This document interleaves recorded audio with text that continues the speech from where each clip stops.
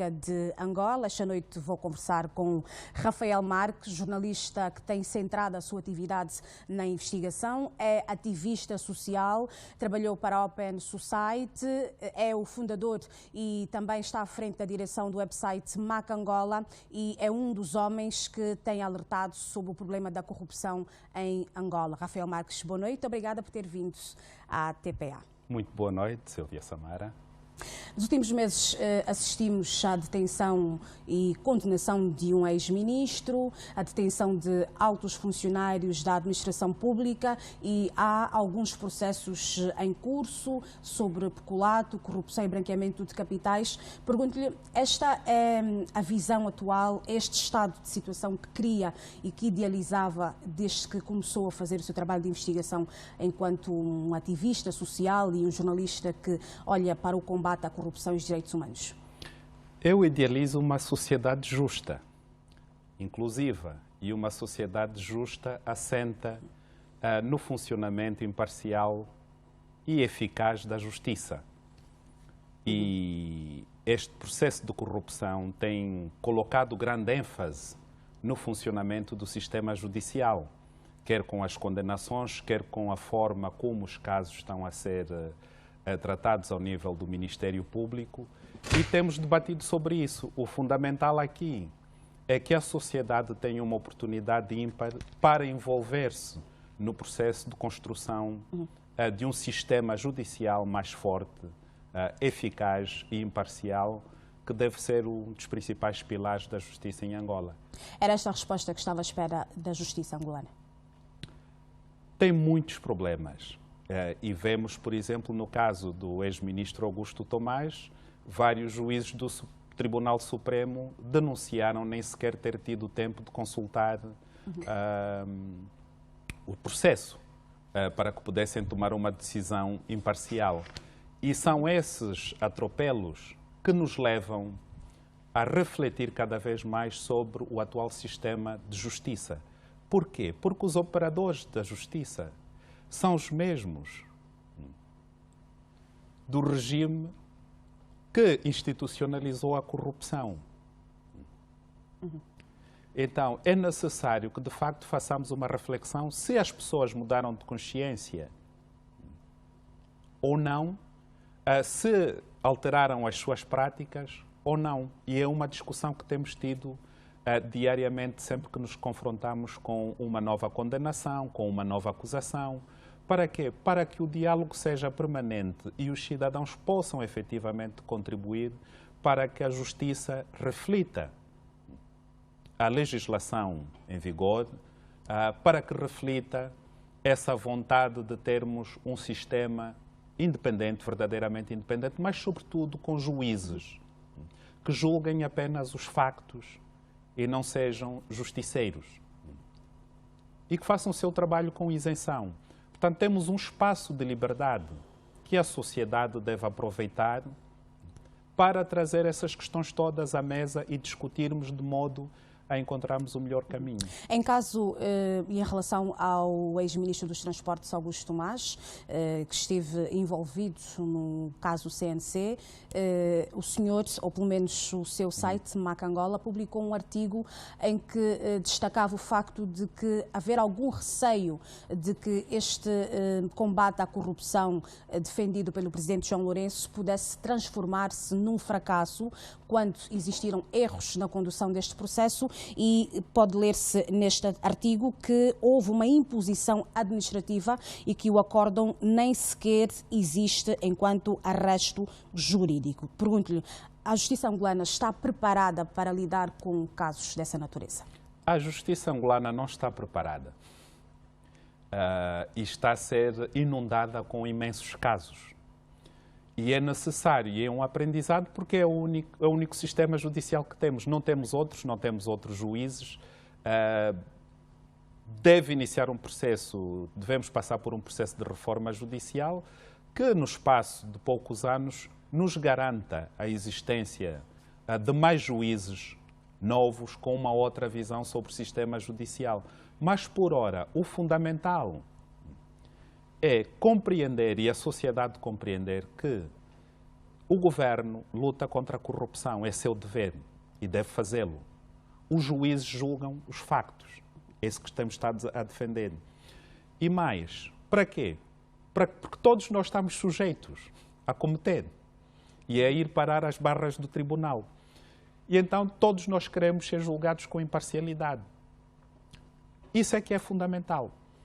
E só será possível se nós continuarmos a pressionar, a discutir, como estão a fazer agora os advogados, os juristas e a sociedade de um modo geral, discutirmos então as sentenças, discutirmos a informação que temos disponível.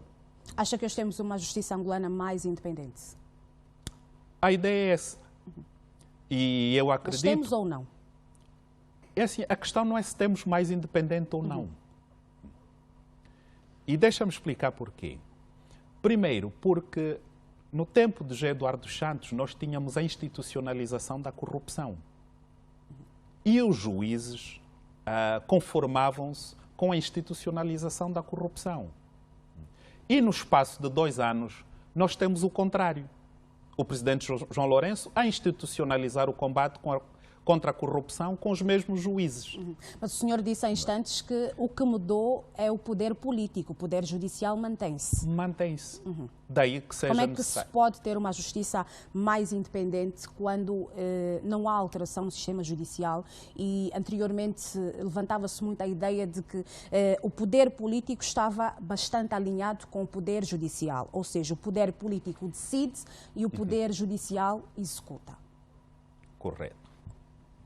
É possível, com a mudança de consciência de grande parte dos juízes que têm essa tarefa extraordinária de julgar a corrupção, de acabar com a impunidade em Angola. E isso é fundamental porque, como tenho estado a dizer muitas vezes, a corrupção mata, porque priva-nos dos recursos essenciais para educar a sociedade, para garantir a saúde dos cidadãos e o bem-estar dos cidadãos. Mas aqui, a independência é uma conquista. E os juízes, por exemplo, os votos vencidos, são uma prova de que alguns desses juízes começam a pensar por si próprios e começam a agir de acordo com a sua consciência. Já não há uniformidade na tomada de decisões. Isso é importante e é um processo longo. Não será da noite para o dia que nós teremos um sistema judicial verdadeiramente independente. Mas o que é um facto é que o Presidente não está a interferir nesses casos. O poder político como tal, por orientação superior, não está a dizer aos juízes o que devem fazer. É esta a visão que pelo menos tem. Isso já é um passo muito importante. Acha que não haja essa interferência nas decisões judiciais. Para si, Augusto Tomás teve um julgamento justo? Não teve. Não teve pelos factos que nós estamos aqui a dizer. O fundamental agora é que haja uma revisão do seu processo para que não continuemos então com a ideia de que a justiça está a ser seletiva. Por outro lado, no caso do CNC, há elementos importantes que não foram verdadeiramente abordados também em sede tribunal. Como fica o facto de empresas ligadas ao próprio MPLA terem recebido também dinheiro do CNC, a FESA e outras instituições? Quer dizer, tem de haver mais informação sobre estes factos. E muitas individualidades ligadas ao próprio poder que também foram ao pote do CNC. Então, estes casos também merecem ser abordados. Para quê? Para que não hajam apenas um a pagar pelos outros. Foi o que aconteceu? É o que está acontecendo. E deve haver uma investigação muito mais ampla sobre todos aqueles que foram CNC, até para que os cidadãos saibam quem deve devolver património e quem não deve. Porque, por exemplo, se perguntarmos às pessoas, o Augusto Tomás foi condenado por que crime efetivamente? Vamos dizer em linguagem terra-terra. O que é que roubou? Não está claro. Ou o que é que desviou? Não é? Então é necessário que a justiça seja clara e seja inequívoca, não deixe equívocos. Neste momento, Rafael Marques, dá nota positiva ao sistema judicial angolano?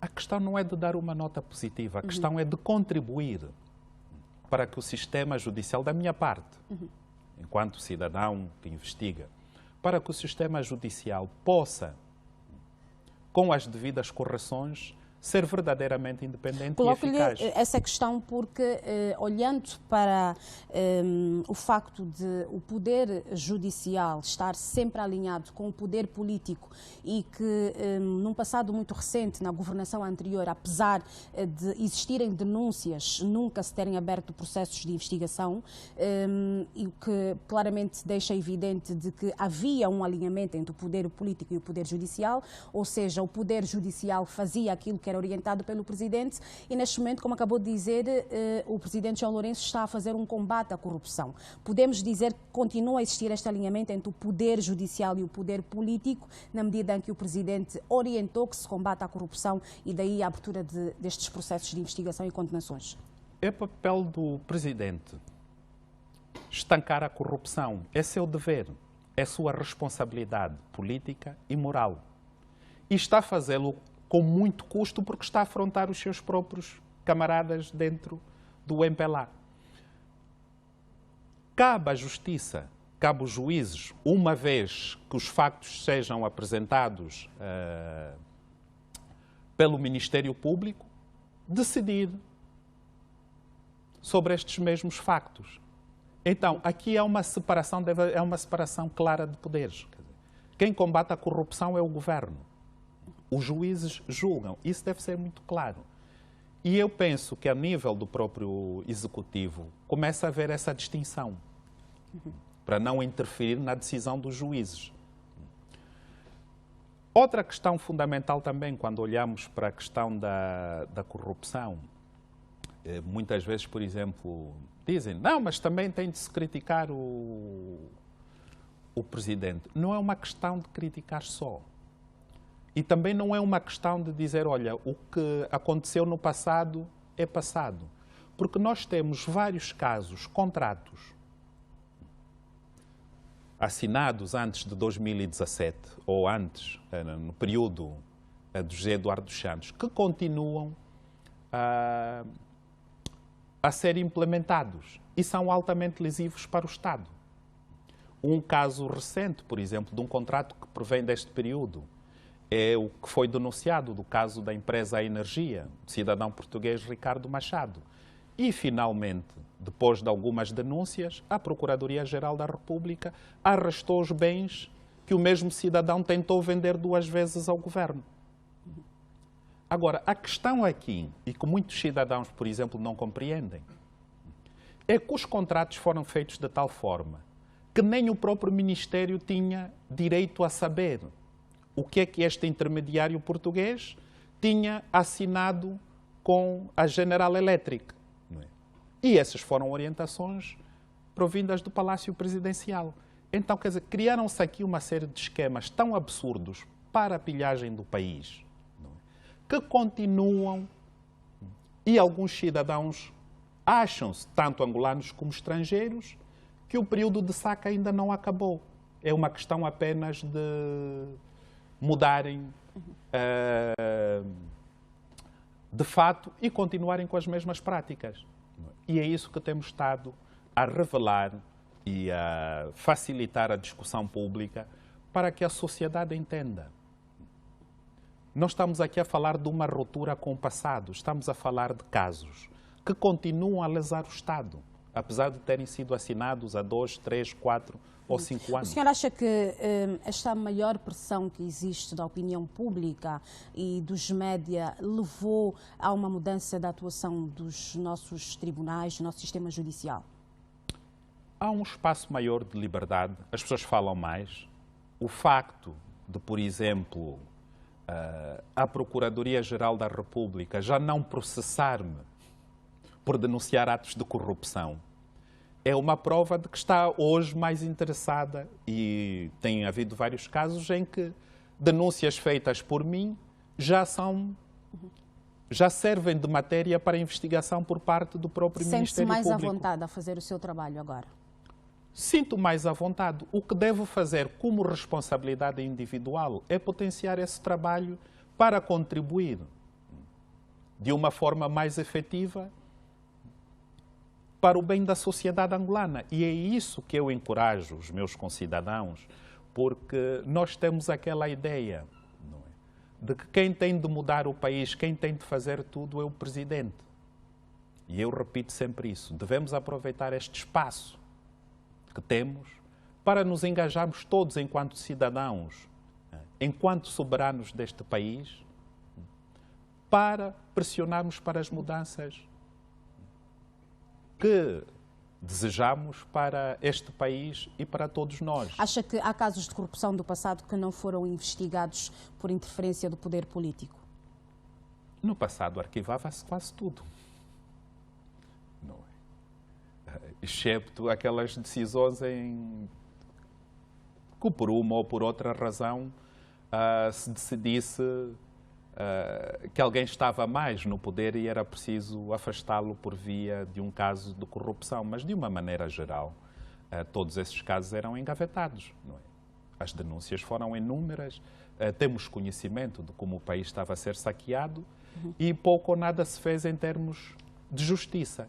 Daí também, que, por exemplo, hoje, quando as pessoas dizem que a justiça é seletiva, e é uma queixa que muitos cidadãos fazem, porque são uns e não outros, nós esquecemos que eram muito poucos neste país que tinham direito a levar tudo. E destes muito poucos estamos a falar da família do José Eduardo dos Santos. E mais uns poucos generais e uns ministros e uns sabichões que estavam ali à volta. Mas estes processos que não eram investigados e eram engavetados, o procedimento era este porque havia alguma orientação ou porque, de facto, na altura não se tinham mecanismos adequados para se lidar com os casos de corrupção? Porque havia institucionalização da corrupção. Neste momento, vou-lhe dar um exemplo. Eu estou a investigar um caso e envolve o saque de centenas de milhões de dólares por uma empresa sem qualquer historial. Quem autorizou que esta empresa fizesse contratos multimilionários, de bilhões de dólares, com o Estado angolano, foi José Eduardo dos Santos. Uma empresa sem historial nenhum. E criaram-se então mecanismos para proteger esta empresa, de modo a que pudesse saquear à vontade. Não é? Quer dizer, e são essas práticas que têm de vir à superfície para quê? Para a determinado momento se compreenda quer ao nível do MPLA que continua no poder, quer ao nível da sociedade, não é? Que temos de gerir este país de maneira diferente. Neste seu para trabalho, que todos sejam beneficiários das riquezas de Angola. Na sua atividade enquanto jornalista de investigação, Rafael Marques, alguma vez, em algum momento, lhe passou pela cabeça ver o filho de um ex-presidente detido? Passou-me. E várias vezes... Em que circunstâncias? E várias vezes alertei para isso, mesmo nos meus escritos, porque como é que o José Eduardo dos Santos iria proteger os seus filhos, deixando-os envolver-se em todo o tipo de casos de saque? Não estava a proteger os seus filhos, não estava a proteger a sua família. Estava ele como pai a condená-los à situação que estamos a viver hoje. Qual é a opinião que tem relativamente ao caso Fundo Soberano? Mais uma vez, a sociedade manifestou-se que era um ato de nepotismo. O presidente nomear o seu filho para gerir o Fundo Soberano. Qual foi a mais-valia do Zeno como presidente do Fundo Soberano? Foi o saque do dinheiro do Fundo Soberano.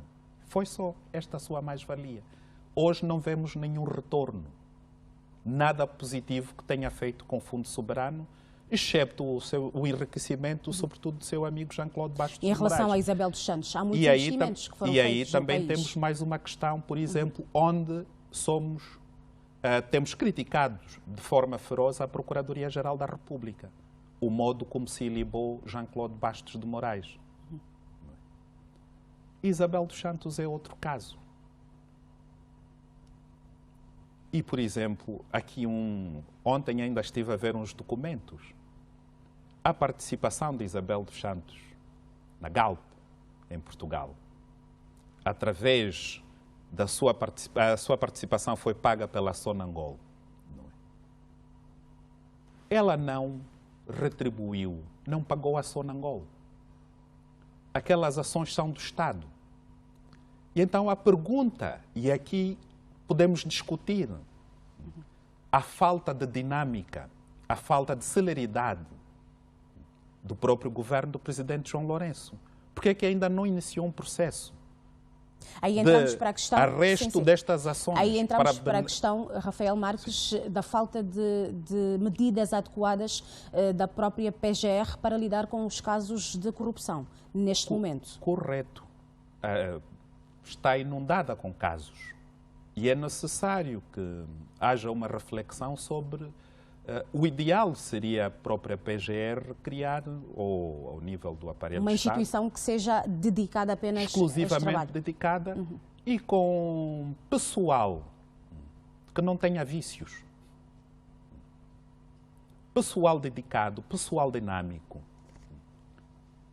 pessoal competente, sem vícios, para que o Estado possa, de uma forma mais eficaz e célere, recuperar aquilo que é do Estado angolano.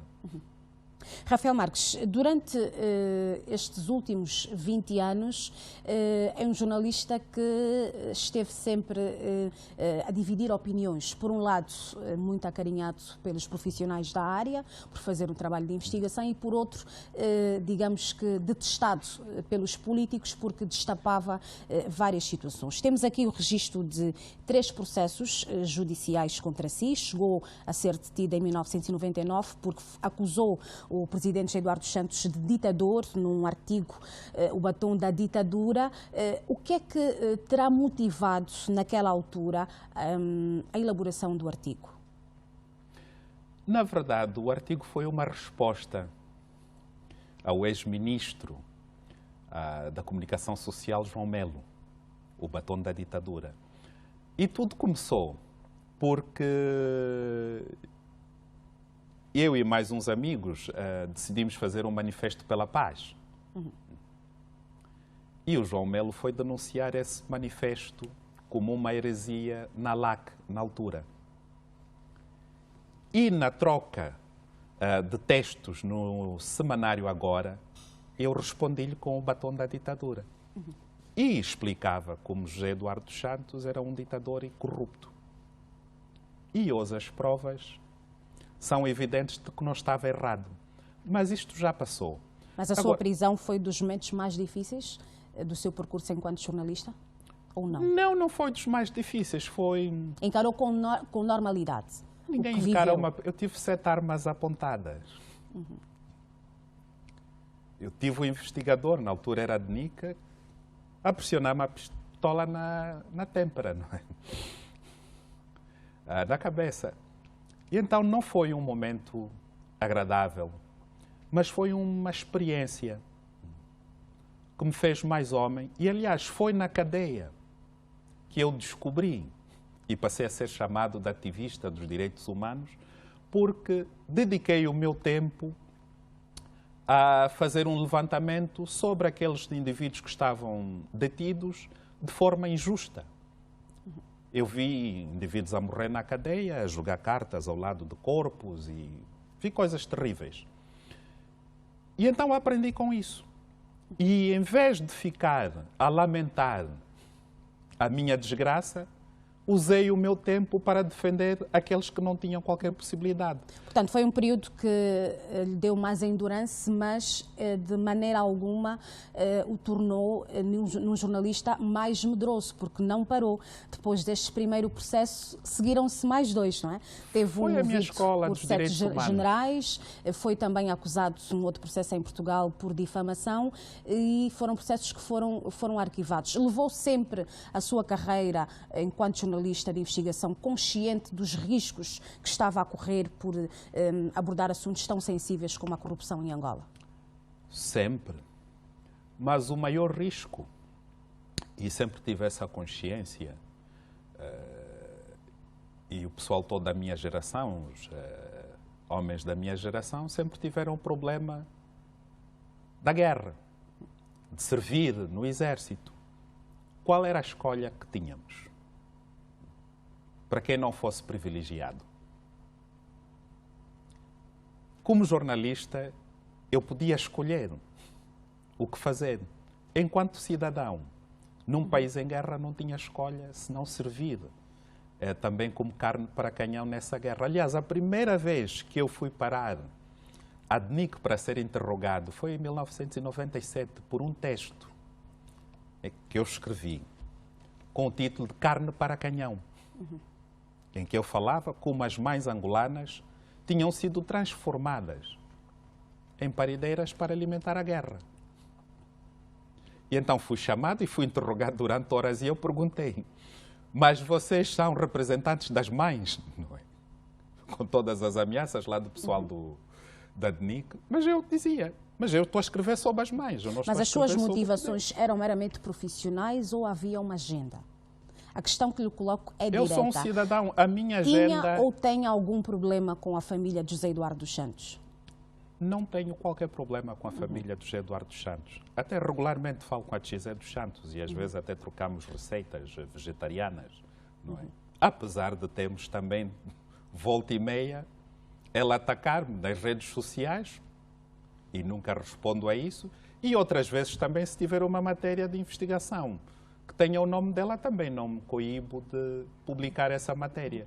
E qual Mas é a visão não que tenho nada faz pessoal contra a família dos Santos. Agora, enquanto cidadão, nunca me passou pela cabeça admitir que esta família tinha sido enviada por Deus para ficar com as riquezas de Angola de acordo com a sua vontade e a seu belo prazer. Qual é o seu ponto de vista em relação ao afastamento de José dos Santos do Parlamento e do Comitê Central do MPLA? Sobre isso eu tenho uma ideia maior. Há vários membros do MPLA, Parlamento, que neste momento são arguidos.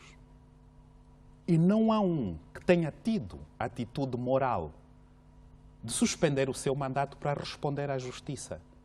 Então, como é que nós queremos moralizar a sociedade quando os dirigentes do MPLA não aceitam, eles próprios, ter uma atitude moral quando são confrontados com casos judiciais? Ter essa atitude de dignidade e de honra. Dizer, bom, estas acusações contra mim são graves, suspendo o meu mandato enquanto respondo. Até para começar a dar uma nova imagem do MPLA. Porque a imagem do MPLA não pode ser só à vontade do presidente. Tem de ser dos seus militantes. Então, o caso da Xizé é um caso isolado. Há casos, efetivamente, que são também graves, ou mais graves. Mas foi um afastamento justo, na sua opinião? Eu penso que se ela não está no Parlamento, se ela está fora e tem tempo para andar a escrever e a fazer áudios, também tem tempo para estar no Parlamento. Não pode dizer que é por uma questão de doença, não pode ficar mais de um ano fora do Parlamento. E também não pode dizer que está a ser perseguida. Não é? Estamos todos aqui, sempre enfrentamos a justiça. Como jovem, que ela diz que eu devia cá estar para enfrentar o sistema judicial e discutir conosco no dia a dia a situação do país. O senhor tem mágoas de José Eduardo dos Santos? Nenhumas. Antes, pelo contrário. E vou dizer porquê. Porque passei anos a estudar a figura. E só através do aprofundamento desse estudo fiquei a conhecer quem verdadeiramente é e o que fez pelo país de bom e de mau. Não tenho mágoas contra ninguém, não sou pessoa de guardar rancores contra ninguém, porque, enquanto cidadão, tenho o dever de contribuir para um país melhor. Este país não é só de José Eduardo dos Santos. E o que eu sempre achei bastante... sempre me causou grande confusão é a forma como os cidadãos angolanos foram obrigados e deixaram-se levar pelo pensamento do estômago. Foram agarrados pelo estômago. Não é? Quer dizer, as pessoas começaram a pensar com o estômago. E eu sempre fui contra isso. E sempre agi de acordo com a minha própria consciência. Porque quando nós viajamos, vamos lá fora, vemos países organizados. Regressamos aqui e só vemos, não é? o consumismo, trazemos muitos produtos de luxo. E não temos saneamento básico, não temos estradas em condições, não temos escolas em condições. Então, o que é que adianta ter um pequeno grupo que vive na luxúria quando a maioria do povo é miserável? Que orgulho é que isso nos dá? E eu quero ter o orgulho, enquanto cidadão, de ver os meus compatriotas a desenvolverem-se do ponto de vista humano, viverem bem. Por que é que nós temos vergonha de sermos honestos, de sermos íntegros, de sermos solidários uns para com os outros? Temos vergonha por quê? Por que é que nos sentimos melhor a fazer mal aos outros? Então eu sempre tive essa noção. Enquanto cidadão angolano, eu tenho o direito e o dever de fazer o melhor para o meu país, de acordo com as minhas limitadas, de acordo com as minhas limitações, com as minhas capacidades. E a minha capacidade apenas é a descrever e destapar algumas verdades. Rafael Marques, vamos fazer uma breve pausa nesta nossa entrevista. Uma primeira parte em que olhamos essencialmente para o estado atual da justiça em Angola. Se telespectador, nós voltamos dentro de minutos. Até já.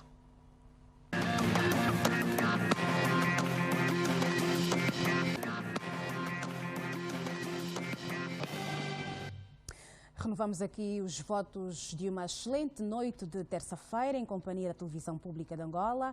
O convidado da grande entrevista de hoje é o jornalista Rafael Marques, jornalista e ativista social. Falamos sobre o estado atual da justiça no nosso país, mas há outras questões que têm várias vezes sido referenciadas nos seus trabalhos de investigação e também no ativismo que vai fazendo em defesa dos direitos humanos. Rafael Marques, olhando para a situação atual de Angola e para a governação do presidente João Lourenço. O presidente João Lourenço conquistou a sua simpatia. O senhor esteve no Palácio Presidencial, foi recebido, apesar de ter havido um incidente protocolar, depois foi condecorado e, da memória que temos, não conhecemos nenhuma crítica objetiva à governação do presidente João Lourenço, pelo menos até ao momento. Bom, primeiro deixa-me dizer que foi uma honra ter estado com o presidente João Lourenço e pela abertura que manifestou em discutirmos alguns assuntos sobre a corrupção, os direitos humanos. E também foi uma honra ter recebido a sua condecoração. Sobre as críticas, todos os dias falamos da governação. O que as pessoas esperam, muitos, e sobretudo pessoas ligadas ao anterior círculo eduardista, é que eu seja uma espécie de lança contra João Lourenço. Eu critico a governação. Eu passei meses a escrever sobre a governação no Quando Cubango. É a governação de João Lourenço. Não falei de João Lourenço, falei da sua governação. E qual foi a medida tomada depois de tantas denúncias sobre a corrupção no Quando Cubango? O governador foi demitido, os vice-governadores foram demitidos. Da mesma forma que eu levantei o caso da energia. Essa tentativa de vender duas vezes os geradores ou as turbinas ao Estado angolano ocorreu já no mandato de João Lourenço. Mas a perspectiva que e eu levantei a questão e, felizmente, houve uma ação da Procuradoria-Geral da República. A grande diferença é que o que eu hoje publico, o que eu hoje digo, tem um impacto na esfera governativa. Mas a perspectiva que se tem, Rafael Marques, é de que o seu sentido crítico perdeu algum fulgor nos últimos 2 anos. Concorda ou não? Não perdeu algum fulgor. O nível de saque, até porque já não há tanto dinheiro como havia antes, não é? O nível de saque no país já não é o mesmo. O nível de abandono com que José Eduardo dos Santos distribuía os bens do país, o património do país como prebendas para os seus, já não é o mesmo. Agora, temos de ser mais objetivos e mais profundos na nossa crítica.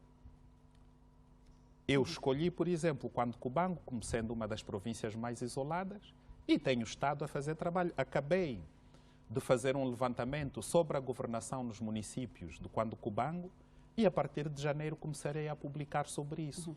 E agora pergunto, que outro jornalista, que outro crítico se deu ao trabalho de ir fazer um levantamento sobre os municípios numa província, sobre o estado de governação nos municípios de uma província? Que alguém levante o dedo. Continua a fazer o seu trabalho. Eu continuo a fazer o meu trabalho com maior responsabilidade e as pessoas também esquecem algo básico. O MAC Angola, contrariamente ao que muitos pensam, não é uma redação com muitas pessoas. Somos dois elementos a escrever, um a fazer análise jurídica e eu, e alguém que cuida do website e da revisão. Quem financia os Não seus temos projetos? mais. O MAC Angola tem uma bolsa do National Endowment for Democracy dos Estados Unidos. É informação pública. E é isso que permite que anualmente nós consigamos fazer o nosso trabalho com o apoio desta bolsa. O senhor diz várias vezes que é recebido pelo Departamento de Estado norte-americano nas suas idas aos Estados Unidos da América. Concorda quando se diz que é um informante dos norte-americanos sobre a situação em Angola? Olha, seria bom, se calhar estaria a ganhar muito dinheiro. Mas não.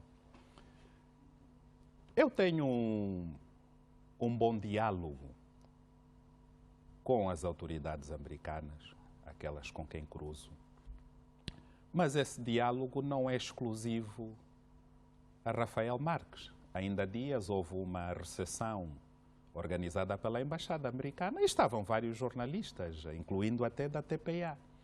Mas, obviamente, que se tivesse que se destacar, diria, olha, o Rafael esteve no encontro com a Embaixada Americana. Mas não é qualquer jornalista que é recebido no Departamento de Estado norte-americano, Rafael Marques. Já vários jornalistas, incluindo da TPA, visitaram o Departamento de Estado. Nas mesmas condições que o senhor visita? Não diria nas mesmas condições, porque fui mais vezes sozinho, mas já lá estive também com colegas do Jornal de Angola. Lembro, em 97, fui com Filomeno Manassas e outros colegas. De Angola éramos dois. Mas, obviamente, que eu fui recebido 3 ou 4 vezes pelo subsecretário de Estado para os assuntos africanos e conversámos sobre Angola. E deixa-me dizer-lhe um dado curioso. Aqui há uns anos, e já passou, não é? Alguém do governo perguntou-me, pá, você vai sempre ao Departamento de Estado. Olha, pergunte lá se é possível organizar se um encontro entre o presidente dos Santos e Obama nos Estados Unidos é possível.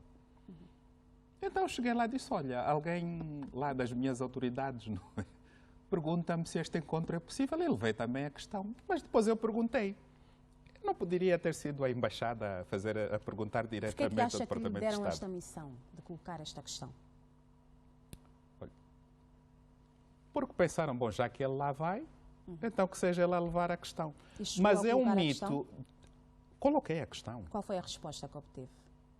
A resposta foi, com um sorriso, foi negativa. E esse encontro não se realizou, obviamente. Mas para dizer o quê? Durante muitos anos, houve um processo de negação e de exclusão da minha pessoa, enquanto crítico. Então era preciso associar-me a algo, não é? Negativo. E lembro também um dia, um membro do Bureau Político do MPLA disse, não, nós estamos sempre a falar dele, mas quem já esteve com ele e conversou com ele para saber o que ele pensa? E então o mais velho veio conversar comigo. E almoçámos durante 4 horas e ele disse, pois, você é o agente da CIA? E eu disse, pois, mais velho, é um grande privilégio, porque assim eu sei. Tenho a lista de todos os membros do MPLA que são cachicos da CIA. Ele disse, não, mas você está a ofender-nos. Eu disse, não, não estou a ofender, porque quem dá o petróleo aos americanos, quem faz negócios com os americanos, quem tem relações diplomáticas com os americanos não é o Rafael Marques, é o governo de Angola do MPLA. Então, por que é que vocês dizem, vocês vão lá várias vezes, quer dizer, quando o presidente José Eduardo dos Santos tirou uma fotografia com Obama, é um grande estadista. E quando o Rafael Marques é recebido no Departamento de Estado, é um inimigo. Mas disse que e era nessa altura sim, que era preciso criar a narrativa de que o Rafael acha que se criou era um bode vende-pátria, era inimigo do povo angolano. Era um bode expiatório. E como houve, de facto, um processo aqui, eu lembro, eu passei anos em que as embaixadas ocidentais até cooperavam entre si para infernizar-me a vida, até para impedir-me de ter acesso a vistos. Não é? E qualquer programa, o que fosse, houve um membro do MPLA que chegou a ser ameaçado, que também lhe cortavam acesso aos vistos se ele continuasse a ser visto em minha companhia. E foram embaixadores ocidentais que o chamaram para lhe transmitir essa mensagem. Mas o senhor disse na nossa conversa que o MAC-Angola é financiado por uma organização norte-americana. Pergunto-lhe em relação à Open Society. Esteve durante alguns anos ligado à Open Society, depois desvinculou-se. Foi uma saída um bocado polémica. Neste momento está em condições, Rafael Marques, de explicar-nos o que é que aconteceu? Não foi uma saída polémica. Houve um acordo. Gerou alguma polémica na imprensa? Houve um acordo inicial entre o dono da Open Society, Jorge Soros, e o governo do próprio presidente José Eduardo dos Santos. E parte desse acordo era a minha cabeça. O acordo não foi adiante. Eu pedi um período para organizar as coisas e tive o bom senso de apresentar depois. Pediram para ficar e eu apresentei a minha carta de demissão. Disse, olha, permitam-me apenas que eu saia pelos meus próprios pés e que eu faça a minha cartinha de demissão. E saí nunca mais. Então quis foi qualquer forçado relação a abandonar a Open Society? Não digo que tenha sido forçado, é assim. Falou num acordo? Claro. Mas se eu também tivesse tido interesse em ficar, também teria ficado. Mas para deixar o governo à vontade, porque tinha envolvido várias figuras que estiveram nessa negociação. Na altura, o diretor-geral da Sonangol, um jurista que hoje é muito meu amigo, que era um dos principais assessores do presidente, várias entidades. E eu disse, bom, eu sou apenas um cidadão. Quando estes membros todos do governo se juntam para combater-me, quem sou eu, não é? Para desafiá-los. E o facto E eu quis provar que não era por estar na Open Society ou por ter uma ligação a uma instituição americana que eu tinha capacidade de trabalhar. Mas teve consequências A na minha sua trajetória? capacidade tem a ver com a minha inteligência. Sim. Mas depois de se desvincular da Open Society, Agora lhe Rafael pergunto, Marques, teve ou não consequências na sua carreira enquanto jornalista e no próprio desempenho e funcionamento normal do MAC-Angola?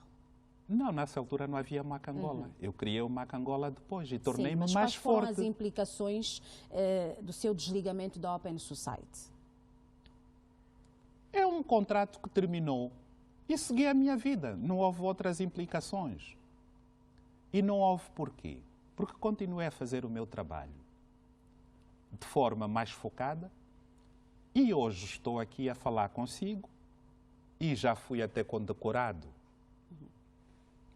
pelo governo do presidente João Lourenço, precisamente porque continuei a fazer o meu trabalho. Não me deixei vencer porque o meu trabalho não dependia de apoios externos, dependia da minha consciência e da minha capacidade de servir o meu país.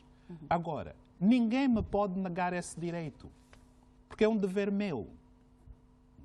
E é isso que eu sempre recusei. E hoje estou aqui numa posição mais forte.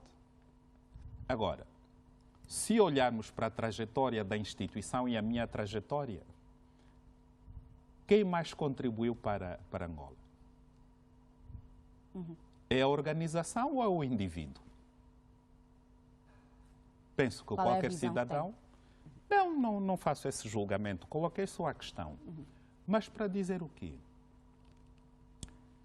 Eu várias vezes perguntaram, mas por que você não abandona o país? Eu digo, não, quem está a estragar o país é que tem de abandonar o país. Por que tem de ser eu a abandonar o país? O que é que eu fiz de mal? Eu roubei alguém, matei alguém para abandonar o país? Rafael Marques, o jornal português Expresso, do dia 7 de novembro, destacou a sua condecoração com o seguinte título: Rafael Marques, de preso a condecorado pelo presidente João Lourenço. Olhando para a sua trajetória arrojada, quando viu o presidente João Lourenço a colocar o PIN e a segurar a aba do seu casaco, colocando o PIN que o distingue, o que é que lhe passou pela cabeça naquele momento?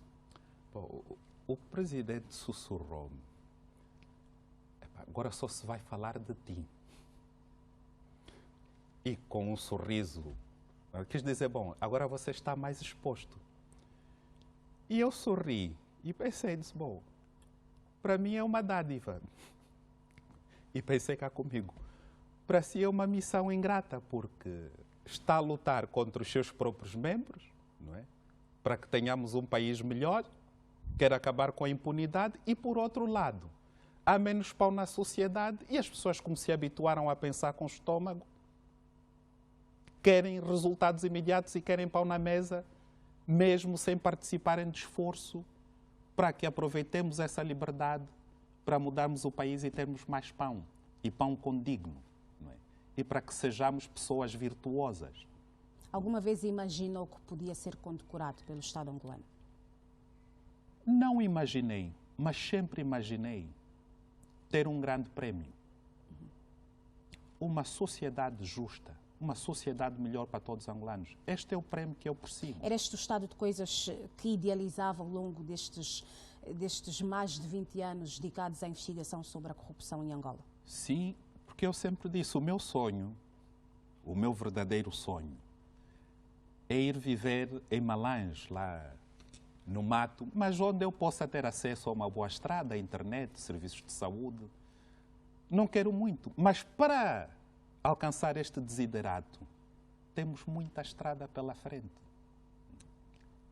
E quero reformar-me em paz e cedo, depois de muitos anos de luta, para escrever os meus livros.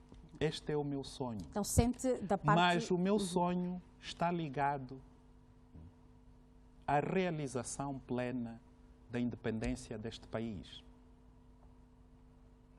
Eu quero ver os meus concidadãos com uma vida diferente e não como indigentes num país com tantos recursos.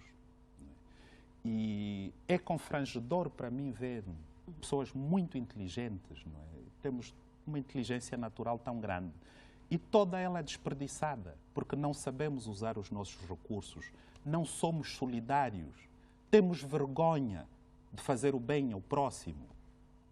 Isso eu não admito e lutarei sempre contra isso. A sua satisfação pelas coisas boas que vai conseguindo enumerar no seu discurso estão associadas propriamente ao país, à situação atual do país ou à figura que está à frente do país?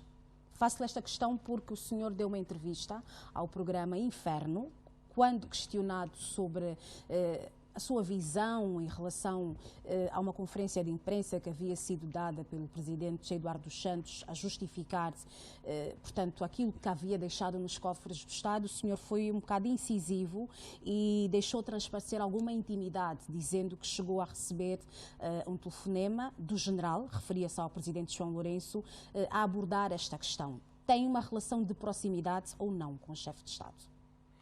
Não, deve estar enganada. Não disse que recebi um telefonema do presidente João Lourenço. Disse que o general ligou para si e disse-lhe que achou que aquela conferência de imprensa havia sido uma facada nas costas. Nós estávamos num programa de comédia, de humor. Então estava a fazer comédia? O Inferno é um programa de humor. Pronto, temos que ter alguma cautela. E, na verdade, até já não me lembro bem dos detalhes. Sim, mas é só estava para dizer a fazer que era um programa comédia de humor. naquele programa? Estava a falar de um assunto muito sério, Rafael Marques. Sim, mas estávamos a brincar. O Inferno é para isso. Então estas declarações foram a brincar? O Inferno é um programa de humor. E então não vamos levá-lo à letra, independentemente do que eu tenha dito. Mas falava de um assunto que era atual na altura. Sim, com certeza. também tratamos de assuntos atuais com sátira, com humor, como faz o Sérgio Pissarra, por exemplo, não é? Agora, só para lhe dizer, eu não tenho... Estive 2 vezes com o presidente João Lourenço, quando me recebeu no Palácio Presidencial, quando me condecorou. Não tenho nenhuma intimidade, mas também não é crime. Sim. Hoje, às vezes, vejo as pessoas a dizer: mas agora você também é amigo de João Lourenço. Diz: olha, até gostaria de ser amigo dele, mas não sou. Por quê? Por que é que tem de ser inimigo dele? Porque criamos na sociedade angolana essa mentalidade de que temos que ser inimigos uns dos outros para que alguém se aproveite dessa distância entre nós para dividir-nos e para reinar. Mas o senhor cultivou esta mentalidade nas pessoas, porque sempre tivemos um Rafael Marques muito crítico ao governo. Eu não cultivei essa mentalidade. Consegue enumerar um elogio que tenha feito, por exemplo, à governação de José Eduardo dos Santos? O momento assim o exigia. E de José Eduardo, quer dizer, temos exemplos. Então eu apresentava queixas, por exemplo, sobre corrupção. E eu é que acabava no tribunal. Eu perguntei-lhe se tem memória de algum elogio que tenha feito à governação de José Eduardo dos Santos.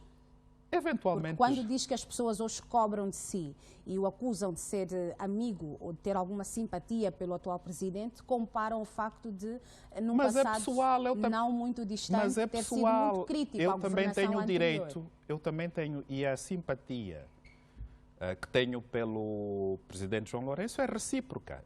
Isso não me impede de o criticar quando tiver que ser. Tanto é, e estamos aqui a esquecer o que aconteceu com o bairro dos Ministérios. Sim, o senhor influenciou na tomada de decisão. Sim. E o presidente teve um grande gesto, pedir ao seu gabinete para ligar para mim a agradecer a denúncia que tinha feito. Foi sobre a governação atual. E continuei a criticar, a dizer, e ainda ontem falei, por exemplo, sobre o ministro da Construção. Disse: o ministro já ali não devia estar, não é? Porque cada medida, quer dizer, os atos deste ministro da Construção são de uma incompetência e de uma falta de bom senso, que já ali não devia estar. E digo sempre isso. E todo mundo sabe que o ministro é amigo do presidente. E não deixei de o criticar. Agora, não é pelo prazer das pessoas que eu vou começar a chamar nomes a João Lourenço. Agora, se ele amanhã, se eu descobrir que o presidente tirou um bem e entregou o seu filho, a sua filha, tiver provas, eu serei o primeiro a criticar. Mas terei uma oportunidade que não tive na época de José Eduardo dos Santos, que é pegar no número, ligar ao seu gabinete e dizer: confirma isso ou não. E só esta mudança permite que hoje, por exemplo, eu esteja em diálogo com a própria TPA. Da mesma forma que você diz, isso não era positivo. Então, no tempo do José Eduardo, eu seria entrevistado pela TPA. Não era possível. Não é? Então, é isso. Quer dizer, temos que reconhecer que está a haver mudanças. Agora, estas mudanças nós temos, enquanto cidadãos, o dever de agarrar as oportunidades e maximizá-las. A liberdade conquista-se. E temos de começar a usar a cabeça e não o estômago para pensar como é que saímos desta crise. E hoje, notamos, por exemplo, ao nível da imprensa, já devia haver mais órgãos. O Jornal de Angola publicou, no domingo, uma matéria do Jornal Expresso sobre a ex-ministra das Pescas. O Jornal de Angola não tem jornalistas capazes de eles próprios fazerem uma matéria. Agora, eu como cidadão crítico, o que é que eu posso dizer? Eu trabalhei no Jornal de Angola, dizer: olha, se os meus colegas me permitirem, de forma gratuita eu posso lá passar uma semana, sentar com eles e fazermos trabalhos conjuntos sobre jornalismo investigativo. Para que o Jornal de Angola, o único diário do país, não tenha mais de reproduzir uma matéria de um jornal estrangeiro, escrita por um cidadão angolano, porque não investigou um caso. Então é aí onde podemos contribuir de forma positiva para dizer: vamos colocar os nossos recursos intelectuais, profissionais à disposição para melhorarmos as nossas instituições, para que façam o seu trabalho. Este é o desafio e há este espaço. E temos de abrir. E onde houver dificuldades, vamos denunciar. Mas agora, o que não podemos estar a fazer é, se eu critiquei o José Eduardo dos Santos, porque estava a dar a Sonangola à filha, o Fundo Soberano ao filho, a TPA 12 aos filhos e tal, vou criticar. O João Lourenço já entregou um bem do Estado aos seus filhos. Também só está há 2 anos, não é? E se entregar, vai investigar? Antes mesmo, só no momento em que estiver a fazer a entrega, antes de chegar às mãos dos filhos, já saberemos. E já estaremos ali também para denunciar. Por quê? Porque queremos um país diferente. Agora, é preciso também criarmos um sentimento de harmonização. Estamos a lutar pelo mesmo objetivo. Quando iniciei a escrever sobre corrupção, estava muito isolado. Hoje, o maior ativista contra a corrupção é o presidente, que está sempre a falar disso nos seus discursos. Sente-se mais à vontade. Então, se o presidente comunga da mesma agenda pela qual eu venho lutando esses anos, vou tê-lo como um adversário. Vou criticá-lo sem bases. Rafael Marques, qual de forma consciente, e isso digo abertamente, porque não tenho vergonha de assumir aquilo que sou, vou apoiar essa agenda contra a corrupção. Porque é o trabalho que eu faço. Conforma-se com aquilo que eu estou a fazer. Agora, qualquer desvio disso, eu também vou criticar. Então, eu fui falar dos incêndios florestais. É uma crítica à governação atual. O que é que o governo está a fazer sobre isso? Então, regularmente criticamos. Mas o que é que as pessoas querem? Porque nós estamos habituados a ser treinadores de bancada e medrosos. É dizer, epá, então pronto, se não temos pão à mesa, Rafael ataca a João Lourenço. Essa não é a minha função. A minha função é investigar, pegar nos factos e reportar. Houve um incidente de alguém que tentou fazer chantagem comigo há dias sobre uma matéria que eu disse, olha, eu estou a investigar. E estão aqui os factos, mas preciso confirmar que este dinheiro saiu do Estado para a compra deste bem. E sem esta ligação nada posso fazer. E alguém tentou fazer chantagem com isso para dizer que não, eu estava a sonegar informação. Não, eu não sonego informação. Agora, eu faço as coisas como deve ser. E por isso é que quando eu reportei sobre a energia, os factos que vieram a ser revelados pela Procuradoria-Geral da República conformam-se com os factos anteriormente revelados por mim. Qual é a ideia que tem dos angolanos que se manifestam contra a governação atual fora do nosso país? Temos 2 exemplos concretos e que são muito visíveis, pelo menos nas redes sociais, por intermédio de vídeos, como o caso do músico Puto Prata e também de Nito Alves. Qual é a sua opinião, enquanto ativista social, daquilo que está a ser feito por estes jovens, à distância? É assim, vivemos num país que se quer democrático, os cidadãos são livres. Agora, não é a crítica de 2 elementos que vai alterar o curso da história. Essas críticas devem ser ouvidas como todas as outras. São cidadãos, estão a fazer também o seu trabalho. Por que é que temos que nos chatear com 2 indivíduos que estão a gritar nas redes sociais?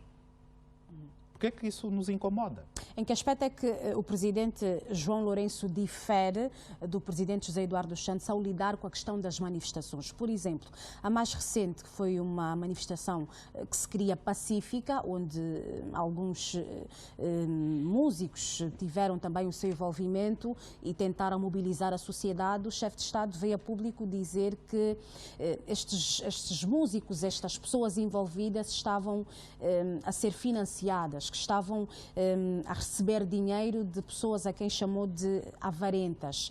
Acha que o modo de atuação do presidente João Lourenço difere do modo que José Eduardo dos Santos atuava em relação à manifestação?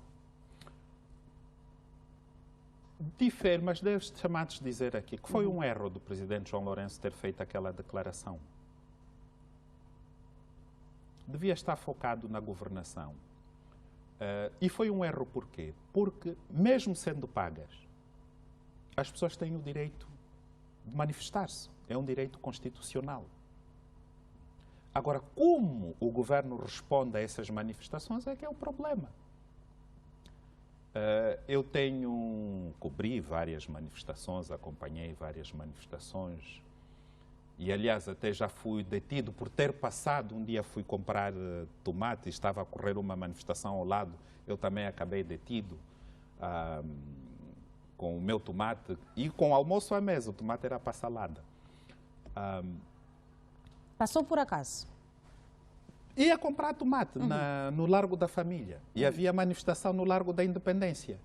Eu tinha deixado o almoço porque, já sabe, às vezes as mulheres, não, quando dizem, vai comprar, você é preguiçoso, você tem mesmo que ir. Então fui comprar o tomate e acabei na esquadra. Porque viram uma... Esse também, leva. Mas a questão é a seguinte, o presidente não devia ter feito aquelas declarações. Porque é um direito que os cidadãos têm. Ficou evidente a ideia da repressão à manifestação? A manifestação foi reprimida. É óbvio. E porquê é que é um direito? Porque assim a Constituição diz. Agora, a resposta a outros mecanismos políticos para se lidar com a onda de descontentamento ou quem queira criar descontentamento. Mas os cidadãos devem manifestar-se. E há mais pessoas que acreditam no que ele está a tentar fazer do que pessoas que acreditam que não está a fazer nada. E então é aí onde o presidente deve abalizar as suas decisões. Não é porque um grupo, por exemplo, José Eduardo dos Santos, caiu nessa cilada quando disse que as manifestações eram 300 frustrados. E acabou por sair da presidência totalmente manchado por um grupo de jovens frustrados que passou a infernizá-lo, porque todas as autoridades à sua volta, e havia até uns esquemas à volta das manifestações em que muitos também ganhavam dinheiro com isso. Quer entre membros seus, quer até entre os manifestantes. Então a questão é garantir que a sociedade debata à vontade. Está ali, por exemplo, os jovens que decidiram fazer apelar ao boicote ao trabalho numa sexta-feira. Isso gerou grande debate nas redes sociais. E as pessoas perguntaram, mas quem são esses que nos estão a dizer para não ir trabalhar? Onde é que eles trabalham? É esse o debate que a sociedade precisa. E quando a sociedade estiver a debater, o que o governo deve fazer é pegar num caderninho e tomar notas. Aproveitar as boas ideias.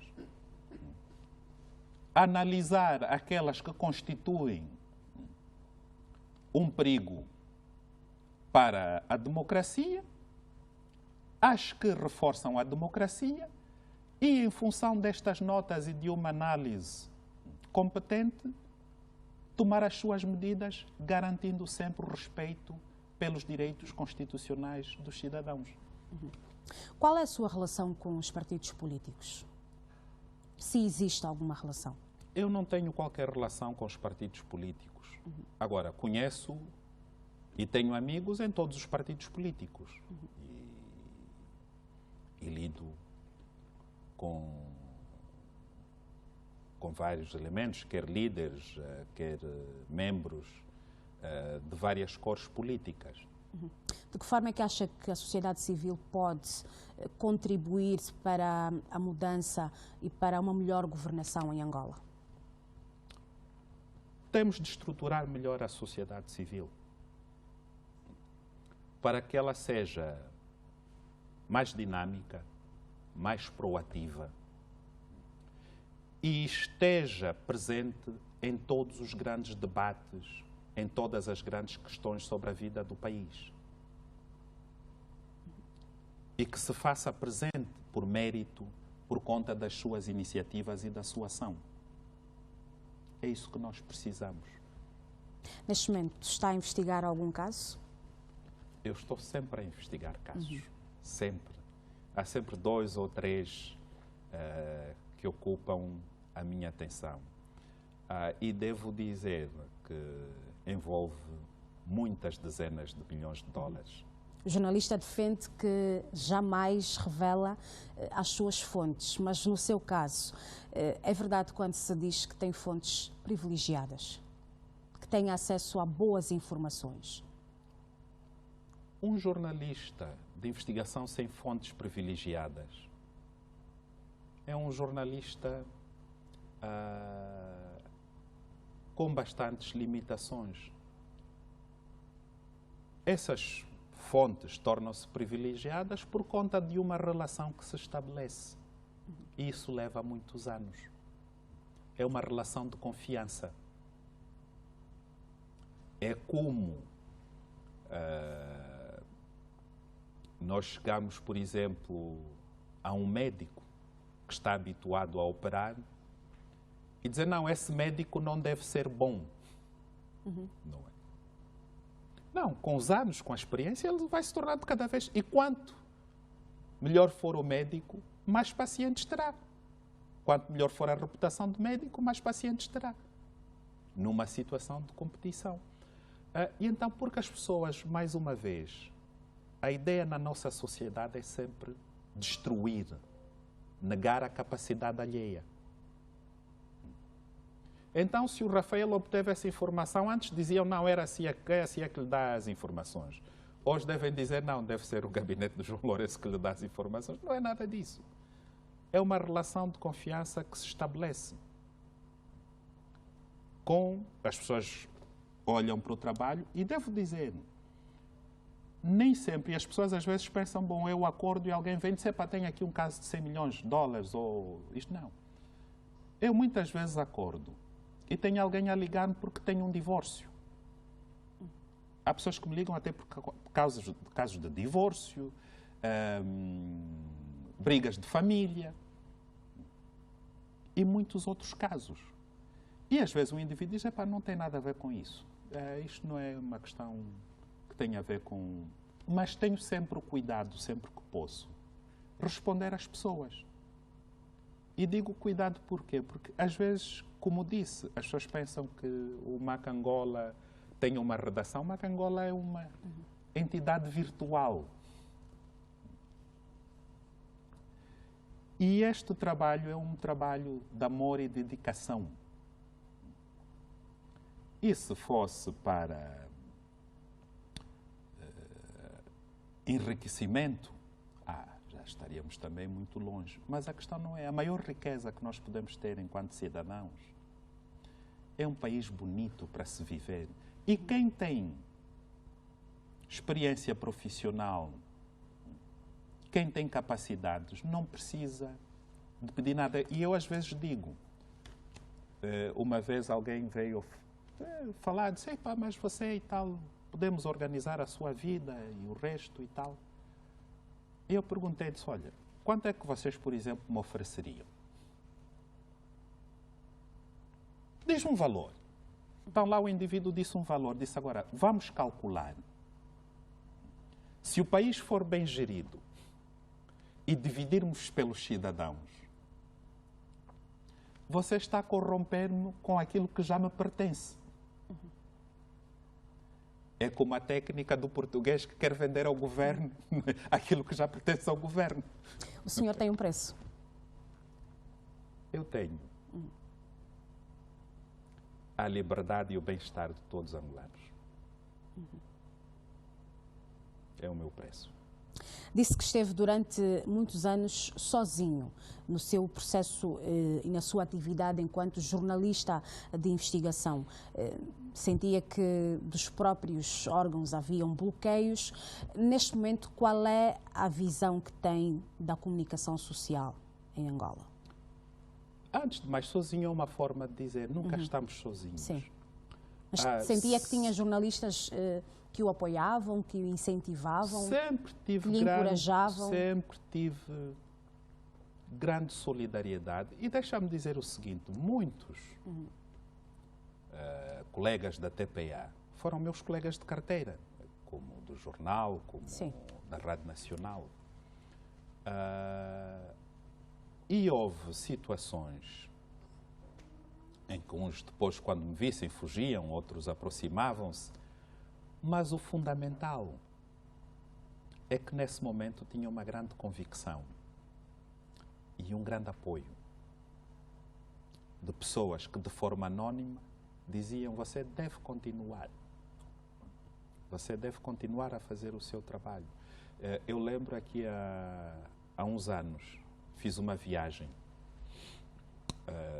ao Brasil e veio ter comigo uma assistente de bordo e disse: olha, nós apreciamos muito o seu trabalho, não podemos dizer nada, mas olha, também ninguém vai dar conta, venha para a classe executiva. Foi a primeira vez que eu viajei classe executiva. Achei o gesto bonito. Não porque isso alterasse a minha vida, mas porque foi o gesto de dizer, bom, nós acompanhamos o seu trabalho, apreciamos, e é uma forma de mostrarmos. Olha, um dia, por exemplo, quando foi do meu julgamento, no caso dos generais, e havia aquela atenção toda, um dos guardas do general, de um dos generais, quando íamos entrar para a sala da audiência, ele virou-se e, com o chefe a ouvir, disse: coragem, doutor Rafael, estamos consigo. Bom, e eu fiquei atrapalhado porque o chefe dele ouviu. Não. E este processo foi arquivado? Não, aí eu fui condenado de forma atabalhoada, mas